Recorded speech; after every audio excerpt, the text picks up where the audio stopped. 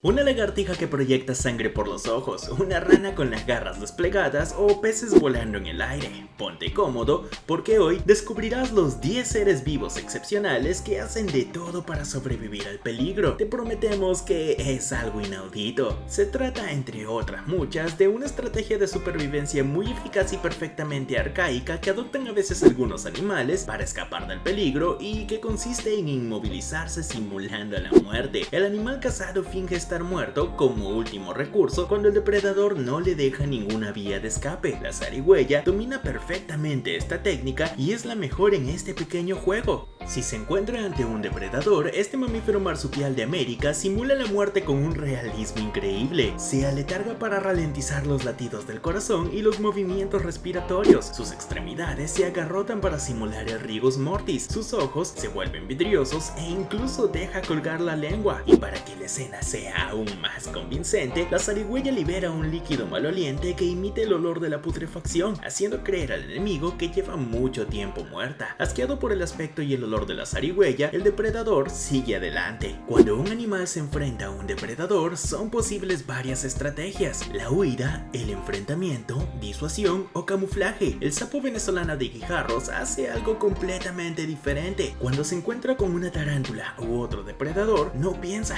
dobla sus 4 extremidades bajo su cuerpo, adopta una posición de pelota y se lanza, dejándose caer por la pendiente para dar la impresión a su enemigo de que es un guijarro. La pequeña criatura rebota entonces en las rocas como una pelota de goma. Si tiene suerte, este anfibio acaba en una grieta o hendidura donde no se ve o es difícil de alcanzar. Su color negro y gris le ayuda a confundirse con el paisaje, pero si tiene menos suerte, aterriza en un charco profundo y muere, ya que el sapo de Guijarros es un mal nadador. Es invierno y en Alaska hace un frío insoportable, así que para resistirlo, la rana del bosque ha desarrollado su propia técnica que tanto nos hubiera gustado tener a los humanos también. Allí, en invierno, las ranas de madera están inmóviles en el suelo congelado. Congelados, estos anfibios volverán sin embargo a la vida sin dificultad una vez que vuelvan los hermosos días. Su secreto es que las ranas de bosque sobreviven a temperaturas de hasta menos 16 grados, congelando 2/3 del agua de su cuerpo, mientras que las del centro de Estados Unidos no pueden adaptarse a estas condiciones. Para superar la estación fría, este anfibio de 5 a 7 centímetros de longitud se entierra y se congela literalmente hasta suspender todas sus funciones vitales, incluidas la respiración y la circulación sanguínea. Así, su sangre apenas circula ya, pero está cargada de glucosa, un azúcar que actúa como agente crioprotector, evitando así la degradación de las células al cristalizar el agua y al descongelarse cuando estos cristales se derriten. Así que en cuanto llega el invierno a Alaska, la rana del bosque no se asusta, mantiene la cabeza fría, hace su pequeña reserva de glucosa en el hígado y se deja congelar. Sin aletas laterales, con un cuerpo alargado, flexible como el de una anguila y una boca sin mandíbulas, pero decorada con varias filas de dientes, los mixinus forman parte de los animales acuáticos anguiloformes que se caracterizan por no tener vértebras. Estos animales carroñeros del fondo marino se retuercen para desgarrar su comida, pero entonces, si no tienen vértebras, significa que no pueden defenderse si son atacados, ¿cierto? Pues no te equivoques, porque las pintarrojas tienen una característica de defensa única. El pez bruja puede parecer una inocente anguila, pero este pez de 300 millones de años ha sobrevivido tanto tiempo gracias a un imparable mecanismo de autodefensa. La hembra no tiene escamas, mandíbulas, veneno ni espina dorsal y sin embargo es capaz de asfixiar a sus enemigos en pocos segundos gracias a unas vesículas a lo largo de su cuerpo que liberan una especie de gel asfixiante. Es capaz de babear a un depredador en menos de medio segundo. Cuando el mixino se siente excitado, las glándulas de su piel liberan unas proteínas mucosas llamadas mucinas. Estas, al entrar en contacto con el agua,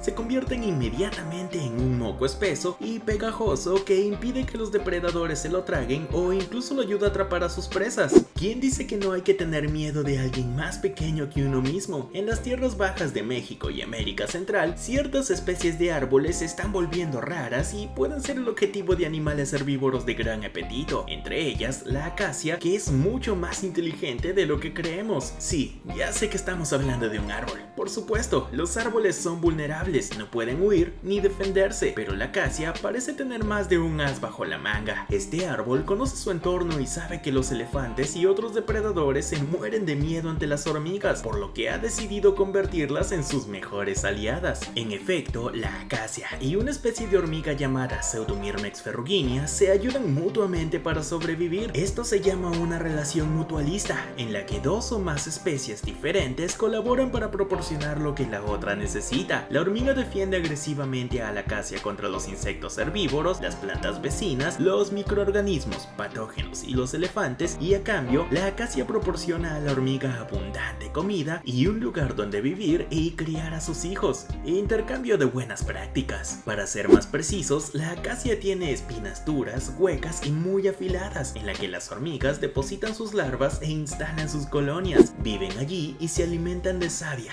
néctar dulce y pequeños nódulos ricos en proteínas y lípidos segregados por las hojas. Además, las espinas son impermeables y retienen la humedad, lo que protege a los huevos de las larvas durante los periodos de sequía. Sus puntas afiladas, por tanto, impiden que los pájaros ataquen a los huevos. Las hormigas, por su parte, son rápidas y ágiles y corren alrededor del árbol para defenderlo de los devoradores de plantas como los insectos y de animales más grandes como los roedores, o para disuadir a los elefantes de que se alejen del árbol, ya que temen las picaduras de las hormigas. Y eso no es todo, las hormigas también defienden el territorio de la acacia cuando otra planta empieza a ser demasiado invasiva. Entonces la hormiga envía una alarma de olor que hace que otras hormigas la ataquen. Matan a todas las plantas extrañas y a cualquier vegetación que crezca alrededor de la base del árbol. La acacia no tendrá que competir por los nutrientes del suelo, el agua y la luz solar con otros árboles. El título de reina del camuflaje solo puede otorgarse a la sepia, al ser capaz de cambiar su color, dibujo y textura según la superficie en la que se encuentre. Para mimetizarse con su entorno en menos de un segundo, la sepia escapa eficazmente de todos sus depredadores, por muy potentes que sean sus sistemas visuales. Pero lo más increíble de la sepia es que es incapaz de percibir los colores. Sin embargo, es capaz de cambiar de color para adaptarse a los tonos del fondo marino en el que se encuentra. Hablamos en este caso de mimetismo por homocromía,